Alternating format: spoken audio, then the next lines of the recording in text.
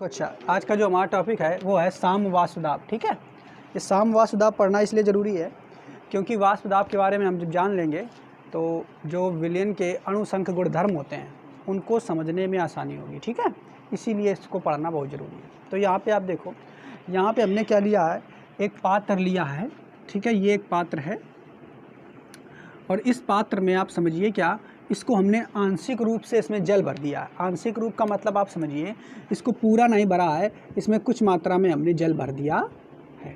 अच्छा, अब अगर हम इसमें जल भर दिया है तो बच्चों, अगर हम इसको खुला छोड़ दें, ध्यान समझना, अगर हम इसको खुला छोड़ दें, ऐसे ही खुला इसको छोड़ दें तो क्या होगा कि कुछ दिनों बाद इससे सारा जल जो है वो क्यों निकल जाएगा? वाष्पन की क्रिया के कारण। क्योंकि वाष्पन जो होता है वो हर तापमान पे होता रहता है। ठीक है, धीरे धीरे इससे कुछ अणु जो है वाष्प के रूप में निकलते रहेंगे और एक समय ये पात्र जो है बिल्कुल खाली हो जाएगा। लेकिन अगर हम इसको ऐसा ना करें, इसको ऊपर से हम ढक दें इस तरीके से, किसी चीज़ से, किसी ढक्कन से इसको हम अगर ऐसे ढक दें तो क्या होगा बच्चों? तो आपको मालूम है कि अब यहाँ पे वाष्पन की क्रिया तो होगी। ध्यान समझना बच्चों, क्या होगा? वाष्पन की क्रिया, ये वाष्प के कण बनेंगे इस तरीके से, ये वाष्प के कण इस तरीके से बनेंगे और ये बढ़ करके ऊपर जाएंगे। ऐसे जाएंगे कि नहीं? ऐसे जाएंगे। लेकिन ये वाष्प के कण जब ऊपर जाएंगे तो ये बाहर नहीं निकल पाएंगे। जा करके ये सीधे पहले कहाँ पे टकराएंगे? तली पे टकराएंगे। जब ये जा करके तली पे टकराएंगे, ऐसे टकराएंगे। ठीक, इस तरीके से टकराने के पश्चात बच्चों धीरे धीरे आप क्या देख रहे हो, धीरे धीरे और जैसे टकराएंगे तो फिर और आएगा वाष्प, और टकराएंगे और आएगा, फिर और टकराएंगे। तो होगा क्या, एक समय, सुनो तो, एक समय क्या होगा कि ये धीरे धीरे वाष्पित होकर के यहाँ पे तली में बहुत ज़्यादा मात्रा में पानी एकत्र हो जाएगा कि नहीं? आप लोगों ने देखा भी होगा कि जब आप खाना वगैरह कुछ बनता है तो उसकी ढक्कन की तली में पानी जो है वो चिपका रहता है ना? तो वो इसी कारण कि ये जो पानी है वाष्प के रूप में जाता है और ढक्कन की तली में जाकर के चिपक जाता है। ठीक, फिर क्या होगा, जब ये बहुत ज़्यादा मात्रा में, चूँकि वाष्पन की दर लगातार बढ़ती जा रही है कि नहीं? तो जब वाष्पन की दर लगातार बढ़ती जाएगी तो अब क्या होगा कि जो पानी ऊपर तली में चपक गया है वो सीधे नीचे गिरना शुरू हो जाएगा। या ये हम कह सकते हैं, जो ये वाष्प बन रही है वो पानी बन करके पुनः फिर नीचे की ओर आएगी। इतनी बात समझ पाए कि नहीं? तो जब ये वाष्प, देखो यहाँ पे पानी था, पानी वाष्प में बन गया तो इस क्रिया को हम कहते हैं वाष्पन। और ये वाष्प फिर पानी बन के जब नीचे गिर रहा है तो इस क्रिया को हम कहेंगे संघनन। क्या कहेंगे बच्चों? संघनन। इतनी बात समझ पा रहे हो कि नहीं? तो पहले आपने देखा क्या बच्चों, पहले वाष्पन की क्रिया हो रही थी। वाष्पन की क्रिया हो रही थी कि नहीं? पहले वाष्पन की क्रिया हो रही थी और फिर धीरे धीरे संघनन की क्रिया भी होने लगी। ठीक है, और पहले वाष्पन की क्रिया तेजी से हो रही थी, बढ़ती जा रही थी। और फिर जैसे ही ज़्यादा मात्रा में वाष्पित कण हो गए वैसे ही संघनन की क्रिया भी बढ़ने लगी। बात समझ पा रहे हो कि नहीं? अच्छा, पहले जब ये वाष्पित कण हो रहे थे तो शुरुआत में क्या संघनन की क्रिया हो रही थी क्या? जब पहले शुरुआत में वाष्प ही नहीं थी तो संघनन की क्रिया कहाँ से होगी? ठीक है, तो क्या यहाँ पे आप क्या जानोगे बच्चों कि पहले धीरे धीरे वाष्पन की क्रिया बढ़ती जा रही है और फिर उसके बाद जब वाष्प बहुत ज़्यादा मात्रा में इकट्ठी हो गई तो ये संघनन की क्रिया भी बढ़ती जा रही है। और एक क्षण ऐसा आएगा कि वाष्पन की क्रिया और संघनन की क्रिया आपस में बराबर हो जाएंगी। क्या हो जाएंगी? जितना वाष्पन होगा उतना ही संघनन होगा, जितना वाष्पन होगा उतना ही संघनन होगा। उस अवस्था को हम साम्य अवस्था कहते हैं। ठीक है, साम्य अवस्था का मतलब होता है बैलेंस। ठीक है, दोनों तरफ से बैलेंस। ठीक है, मतलब वाष्पन की क्रिया और संघनन की क्रिया दोनों जब बराबर हो जाएं तो उस अवस्था को हम साम्य अवस्था कहेंगे। ठीक है। अच्छा, एक बात और बच्चों देखो कि जैसे ही जब ये यहाँ से ये जो पानी के कण जो बन चुके हैं, ये वाष्प बन करके ऊपर चिपक गए हैं और ये जब आ करके नीचे आएंगे और नीचे आने के पश्चात ये इस तरीके से जब आएंगे नीचे, तो आने के पश्चात बच्चों एक साथ जब ये नीचे आएंगे तो आने के पश्चात इस द्रव की तली पर ये दाब उत्पन्न करेंगे। जब ऊपर से आके टकराएंगे तो इस द्रव के तली पर ये क्या करेंगे? दाब उत्पन्न करेंगे। ठीक है, अब यही जो दाब उत्पन्न कर रहे हैं इसी दाब को हम वाष्प दाब कहते हैं। ठीक है, बात समझ पाए कि नहीं समझ पाए? क्या बताया कि शुरुआत में जो द्रव होता है आंशिक रूप से भरा है, इसका वाष्पन क्रिया होती जाती है। ठीक, वाष्पन क्रिया होने के पश्चात ये जो वाष्प के कण है पुनः फिर द्रव में बदलते हैं, अर्थात संघनन क्रिया होगी। और संघनन क्रिया के पश्चात ये द्रव के कण या पानी के कण जब पानी की सतह में पुनः आएंगे, टकराएंगे, टकराने के पश्चात दाब उत्पन्न करेंगे, तो इसी दाब को हम वाष्प दाब कहते हैं। और साम्य अवस्था पे जो वाष्प दाब होगा उसे हम साम्य वाष्प दाब कहते हैं। आपको समझ में आ गया होगा पूरा, ठीक है। वही बातें हमने देखो यहाँ पे लिखी हैं, ठीक है। बात समझ पा रहे हैं, जो हमने आपको यहाँ समझा दिया वही लिखा हुआ है। लिखा क्या है, जब किसी पात्र में द्रव आंशिक रूप से भरा जाता है, तो इस पात्र में द्रव आंशिक रूप से पानी भरा है कि नहीं, भरा जाता है, तो उस द्रव का समान ताप दाब पर वाष्पन होता है, तो इस द्रव का वाष्पन होगा, ठीक। तथा यह वाष्प रिक्त स्थान में पहुंच जाती है, तो ये वाष्प जो बने वाष्पन होगा, तो वाष्प ये रिक्त स्थान ऊपर था ना कि नहीं, इस रिक्त स्थान में पहुंच जाती है। आगे धीरे धीरे वाष्पन बढ़ता जाता है और धीरे धीरे वाष्पन की दर जो है बढ़ती जाती है, और वाष्पित द्रव तथा द्रव अवस्था, वाष्पित द्रव से द्रव अवस्था आना शुरू कर देती है। मतलब जो ये वाष्पित द्रव है ये पुनः फिर पानी में द्रव अवस्था में आना शुरू कर देता है, जिसे हम संघनन कहते हैं। और यह द्रव की तल पर दाब उत्पन्न करता है। तो जब ये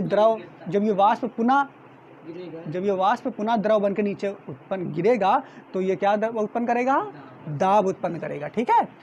फिर लिखा हुआ है, जब द्रव का वाष्पन तथा संघनन दोनों क्रियाएं बराबर हो जाती हैं। तो देखो यहाँ पे वाष्पन और संघनन दोनों क्रियाएं जब बराबर हो जाएंगी, जितना वाष्प बन रही है उतना फिर पानी बन रहा है। जब द्रव का वाष्पन और संघनन दोनों क्रियाएं बराबर हो जाती हैं, ठीक है, तो इस अवस्था को साम्य अवस्था कहते हैं। और इस साम्य अवस्था पर द्रव की सतह पर संघनन द्वारा, इसकी सतह पर संघनन द्वारा जो दाब लगता है उसे साम्य वाष्प दाब कहते हैं। बात समझ में आ गई कि नहीं, ठीक है। तो साम्य वाष्प दाब बिल्कुल सरल है। आप बस इतना समझो कि पहले वाष्पन की क्रिया होगी अगर कोई बंद पात्र है, फिर संघनन की होगी, संघनन के पश्चात जो पानी के कण नीचे आकर के द्रव के तल में जो दाब लगा रहे हैं उसी को हम वाष्प दाब कहते हैं। इतनी बात क्लियर सभी को। अच्छा, अब तो ये हमें वाष्प दाब समझ में आ गया। अब हम जानेंगे क्वथनांक क्या होता है। तो क्वथनांक के बारे में तो सब लोग जानते हो, बताओ क्वथनांक क्या होता है। क्वथनांक किसी द्रव का वह ताप होता है जिस पर द्रव वाष्पित होने लगे, ठीक है, जिस पर द्रव वाष्पित होने लगे उसी को तो क्वथनांक कहते हैं। तो क्वथनांक को यहाँ पे दो तरीके से हमको समझना है, ठीक है। वो देखो क्या, देखो इधर समझो। तो क्वथनांक बच्चों क्या है, क्वथनांक के बारे में हम लोग जानते हैं। क्या होता है कि कोई भी, देखो इधर बच्चों, ये देखो यहाँ पे ये द्रव है, कोई भी द्रव जिस तापमान पे उबलने लगे उसी तापमान को हम उसका क्वथनांक कहते हैं। अरे क्वथनांक बॉइलिंग पॉइंट, जिस तापमान पर कोई द्रव उबलने लगे उसे हम उसका क्या कहेंगे, क्वथनांक। जैसे आप जानते हो कि जल का क्वथनांक क्या होता है, 100 डिग्री सेंटीग्रेड होता है कि नहीं, 100 डिग्री सेंटीग्रेड होता है जल का क्वथनांक। लेकिन यहाँ पे ये तो बचपन में हमने पढ़ा था कि जिस तापमान पे कोई द्रव उबलने लगे, ठीक है, उसे हम क्वथनांक कहेंगे। लेकिन यहाँ पे आपको समझना है कि क्वथनांक में होता क्या है, कि क्वथनांक में क्या होता है बच्चों, जब ये क्वथनांक उत्पन्न होगा तो उस समय क्या होता है कि जो आपका द्रव है, द्रव का वाष्प दाब जो होता है बच्चों, वाष्प दाब, अच्छा ये जो द्रव है इसका वाष्प दाब तो होगा, अभी हमने आपको बताया वाष्प दाब क्या होता है। द्रव का वाष्प दाब बराबर हो जाता है उस समय वायुमंडलीय दाब के। किसके बराबर हो जाता है, वायुमंडलीय दाब। बात समझना, वायुमंडलीय दाब क्या होता है इतना समझिए। तो वायुमंडलीय दाब आप जानते हो, जो ये वायुमंडल है, ये पूरा ये वायुमंडल जो दाब डाल रही है, ठीक है, ये मान लेते हैं, ये देखो ये पूरा वायुमंडल है और ये लड़का है यहाँ पे खड़ा हुआ है, तो इसके सर पे ये जो वायुमंडल का इतना दाब पड़ रहा है, ये दबाव पड़ रहा है, इसी को हम वायुमंडलीय दाब कहते हैं। तो हमने क्या बताया, क्वथनांक की स्थिति में क्या हो जाता है, तो ये बिल्कुल याद रखना है कि क्वथनांक की स्थिति में वाष्प दाब जो होता है वो वायुमंडलीय दाब के बराबर हो जाता है। क्वथनांक की स्थिति में वाष्प दाब वायुमंडलीय दाब के बराबर हो जाता है। इतनी बात क्लियर, हाँ, तभी पानी उबलने लगता है, ठीक है। अच्छा, कुछ उदाहरण हम आपको देते हैं, जैसे कि आप लोगों ने हाई स्कूल में पढ़ा होगा बच्चों, क्या पढ़ा होगा कि जो कुकर में दाल जो है वो जल्दी पक जाती है, और साथ ही साथ एक ये क्वेश्चन पढ़ा होगा कि पहाड़ों पे खाना जो है बहुत देर में पकता है। पहाड़ों पे खाना जो है बहुत देर में पकता है। तो कुकर में दाल जो है वो देर में जल्दी काहे पक जाती है, उसका कारण क्या है देखो बच्चों। तो होता क्या है यहाँ पे आप देखिए, ये मान लेते हैं यहाँ पे हमें मालूम है कि ये कोई पात्र है, इसमें जल भरा हुआ है, ठीक। देखो इधर, देखो इधर, तो ये इसमें जल भरा हुआ है। अब क्या होगा, अब जैसे ही तुमने इसको गर्म करना शुरू किया, ठीक है, जैसे गर्म करना शुरू किया तो क्या होगा, जैसे जैसे इसको गर्म करते जाओगे, जैसे जैसे गर्म करते जाओगे तो वाष्पन की क्रिया बढ़ती जाएगी। बात समझ पा रहे हो कि नहीं। और जब वाष्पन की क्रिया बढ़ती जाएगी तो होगा क्या, देखो इधर, जैसे जैसे वाष्पन की क्रिया बढ़ती जाएगी तो होगा क्या बच्चों कि इससे जो ये पानी के कण है वो बाहर निकलते चले जाएंगे कि नहीं, ऐसे निकल जाएंगे बाहर। अब इसमें बीच में अगर तुम देखो इसको ढके नहीं हुए अच्छे तरीके से तो क्या होगा, जैसे ही तुम यहाँ पे 100 डिग्री सेंटीग्रेड तापमान पहुँच गया, बात समझना, तो क्या होगा,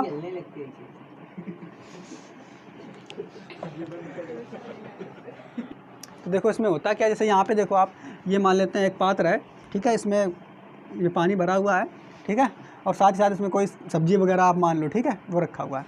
तो होगा क्या, जैसे ही हम इसको गर्म करते हैं तो क्या होगा, जब गर्म करोगे तो वाष्प दाब बढ़ता जाएगा, नहीं बढ़ेगा, वाष्प दाब बढ़ता जाएगा कि नहीं। और जब ये वाष्प दाब बढ़ते वायुमंडलीय दाब के बराबर पहुंच जाएगा तो उस समय कौन सी स्थिति आ जाएगी, क्वथनांक की स्थिति आ जाएगी कि नहीं। अच्छा, अब जब उबलने लगेगा तो होगा क्या बच्चों कि अब यहाँ पे जो ऊर्जा तुम दोगे, अब जो तुम ऊर्जा दोगे वो सारी ऊर्जा काय में जाएगी, पकने में नहीं जाएगी। अब पकने में पहले जा रही थी, जब तक तुम्हारा ये वाष्प दाब वायुमंडलीय दाब के बराबर नहीं हो जाता है तब तक ऊर्जा पकने में जा रही थी। लेकिन जैसे ही वाष्प दाब वायुमंडलीय दाब के बराबर हो गया, जैसे ही वाष्प दाब वायुमंडलीय दाब के बराबर हो गया, सारी ऊर्जा वाष्पन में चली जाएगी। समझ पा रहे हो कि नहीं। हाँ, उसके बाद में सारी ऊर्जा वाष्पन में, सब जितनी भी ऊर्जा होगी अब वाष्प में जाएगी फटाफट। और उससे पहले जब तक ये वाष्प दाब वायुमंडलीय दाब के बराबर नहीं हुआ था तब तक जो ऊर्जा जा रही थी वो पकने में भी जा रही थी और उसको गर्म करने में भी जा रही थी। बात समझ पा रहे हो कि नहीं।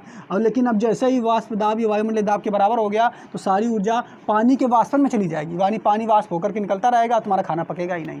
तो इसीलिए क्या होता है कि जब इसमें ढक्कन केवल लगा होता है, ठीक है, तो क्या होता है, खाना देर में पकता है, क्योंकि अधिकतर वाष्प हित होकर के कण निकलते रहते हैं। अब जब यही कुकर में काम होगा, यही काम जब कुकर में किया जाता है बच्चों, तो क्या होता है, उस क्षण ये ढक्कन पूरा पात्र बंद रहता है, ठीक है। अब जब पूरा पात्र बंद रहता है तो होता क्या है कि वाष्प दाब वायुमंडलीय दाब के बराबर पहुंचने के लिए, यहाँ पर पहुंचने के लिए, बात समझना, वो जैसे ही यहाँ पे जाएगा तो इस पर टकराएगा, टकराने के बाद फिर वापस आ जाएगा, वाष्प जो है टकराने के पश्चात फिर वापस आ जाएगी, बात समझना।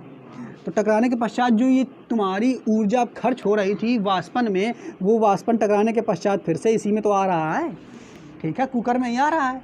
तो इसी कारण इसमें क्या होता है कि इसमें आपका खाना जल्दी पक जाता है, क्योंकि इसमें ऊर्जा व्यर्थ नहीं जा रही है, ठीक है। और जबकि इसमें वाष्प में सारी ऊर्जा व्यर्थ चली जा रही थी। तो यहाँ पे जो क्वथनांक होगा आपका, ठीक है, यहाँ पे जो क्वथनांक होगा और यहाँ पे क्वथनांक जो होता है वो बढ़ जाता है, लगभग 100 से ज़्यादा हो जाता है। यानी पानी को अब अगर उबालना है तो 100 डिग्री से ज़्यादा सीटी आती है, जो पानी की उसमें सीटी आती है कुकर में, तो लगभग तापमान तुम्हारा 100 से ऊपर हो जाता है, लगभग 105 110 के बराबर हो जाता है, ठीक है। इसी प्रकार पहाड़ों में क्या होता है, पहाड़ों में भी आप देख लो, पहाड़ों में इस तरीके से ऊंचाई के पहाड़ बना हुआ है, ठीक।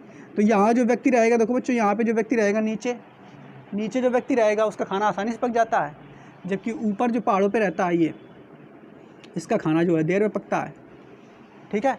इसका खाना देर में काहे पकता है, क्योंकि देखो यहाँ पे मान लो ये व्यक्ति है, तो इसके ऊपर देखो, इसके ऊपर वायुमंडलीय दाब कितना है, इतना तो है पहले, और साथ में ये पिलर ऊपर वाला जितना, और जो यहाँ पे होगा व्यक्ति उसके ऊपर ये कम होगा वाष्प दाब कम होगा कि नहीं, ये वायुमंडलीय दाब सॉरी। अब वायुमंडलीय दाब जब कम होगा इसके ऊपर, तो अब इसको, ये वाले व्यक्ति को, इसका वाष्प दाब ये है और वायुमंडलीय दाब ये है, ठीक है। तो यहाँ से यहाँ तक पहुँचने में इसको ज़्यादा टाइम नहीं लगेगा, बात समझना। मान लेते हैं वायुमंडलीय दाब, देखो इसके लिए यहाँ पे जो वायुमंडलीय दाब इसको मिल रहा है वो 10 है, कितना है 10, और यहाँ पे जो वायुमंडलीय दाब लग रहा है यहाँ पे वो मान लेते हैं 20 है, वो 20 है, ठीक है। अब वही दाल व्यक्ति यहाँ पे बना रहा है, तो अब ये वायुमंडलीय दाब यहाँ पे 20 है और यहाँ पे वही व्यक्ति दाल बना रहा है, तो यहाँ से वाष्प दाब से यहाँ तक पहुँचने में उसको ज़्यादा समय लगेगा। अच्छा, जबकि यहाँ पे वही कुकर तुम चढ़ाए हुए, तो इसका अंतर कितना 10 का है, तो यहाँ से यहाँ तक पहुँचने में कम समय लगेगा, बात समझ पा रहे हो कि नहीं। और जब कम समय लगेगा तो इसका जो सारी एनर्जी होगी वो सारी एनर्जी काय में जाएगी, वाष्पन की क्रिया में। तो इसीलिए पहाड़ों पे जो खाना है वो देर में पकता है, ठीक है। और जबकि नीचे यहाँ पे जो खाना आप बढ़ाओगे तो वो जल्दी बन जाता है। ठीक है, बात समझ पा रहे हो कि नहीं? तो वाष्प दाब और क्वथनांक के बारे में हमें सारा समझ में आ गया। आज के इस टॉपिक में बस इतना ही है। अब आगे हम आपको पढ़ाएंगे जो विलयन के अणुसंख्य गुणधर्म होते हैं वो क्या होते हैं। ठीक है, पेपर में उससे ज़्यादा आने के चांसेस होते हैं। क्लियर?